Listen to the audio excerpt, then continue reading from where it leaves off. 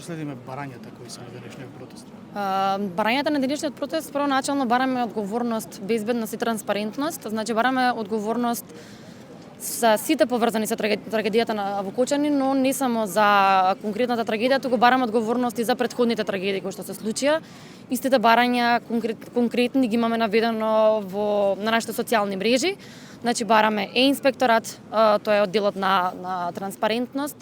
Всушност по тој принцип се водиме ние, значи бараме институциите да бидат транспарентни, па така инспекциите за секоја извршена контрола да можат да објавуваат за нивниот мониторинг и контрола на тој регистар електронски што би се рекло.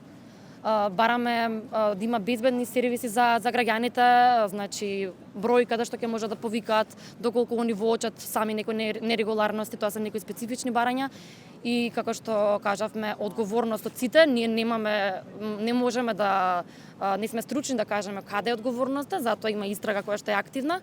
Ја ги поддржуваме сите кои што се вклучени, сите органи кои што се вклучени во истрагата и очекуваме позитивен исход, односно да има правична разрешница и правда за сите. Бидејќи денови актуелно политизирање на самите протести, како протест се разликува од она што значи политизирање? Па видете, секој протест е политизирање.